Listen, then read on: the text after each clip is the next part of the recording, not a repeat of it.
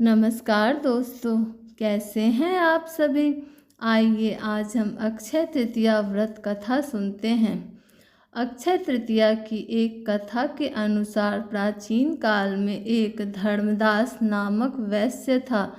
धर्मदास अपने परिवार के साथ एक छोटे से गांव में रहता था। वह बहुत ही गरीब था। वह हमेशा अपने परिवार के भरण पोषण के लिए चिंतित रहता था। उसके परिवार में कई सदस्य थे। धर्मदास बहुत धार्मिक प्रवृत्ति का व्यक्ति था। उसका सदाचार सदा देव एवं ब्राह्मणों के प्रति उसकी श्रद्धा अत्यधिक प्रसिद्ध थी। अक्षय तृतीया व्रत के महात्म्य को सुनने के पश्चात उसने अक्षय तृतीया के पर्व के आने पर सुबह जल्दी उठकर गंगा में स्नान करके विधि पूर्वक देवी देवताओं की पूजा की। व्रत के दिन सामर्थ्य अनुसार जल से भरे घड़े, पंखे, जौ, सत्तू, चावल, नमक, गेहूँ, गुड़, घी, दही, सोना तथा वस्त्र आदि वस्तुएं भगवान के चरणों में रखकर ब्राह्मणों को अर्पित की। यह सब दान देखकर धर्मदास के परिवार वाले तथा उसकी पत्नी ने उसे रोकने की कोशिश की।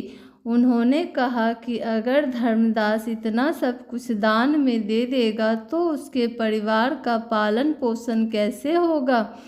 फिर भी धर्मदास अपने दान और पुण्य कर्म से विचलित नहीं हुआ और उसने ब्राह्मणों को कई प्रकार का दान दिया। उसके जीवन में जब भी अक्षय तृतीया का पावन पर्व आया, प्रत्येक बार धर्मदास ने विधि से इस दिन पूजा एवं दान आदि कर्म किया। अनेक रोगों से ग्रस्त तथा वृद्ध होने के उपरांत भी उसने उपवास करके धर्म कर्म और दान पुण्य किया। यही वैश्य दूसरे जन्म में कुशावती का राजा हुए।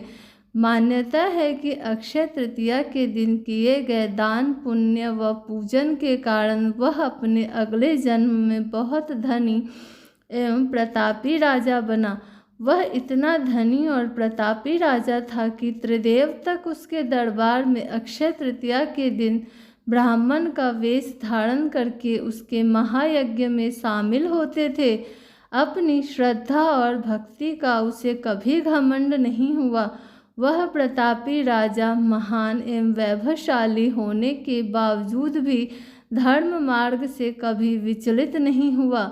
माना जाता है कि यही राजा आगे के जन्मों में भारत के प्रसिद्ध सम्राट चंद्रगुप्त के रूप में पैदा हुए थे।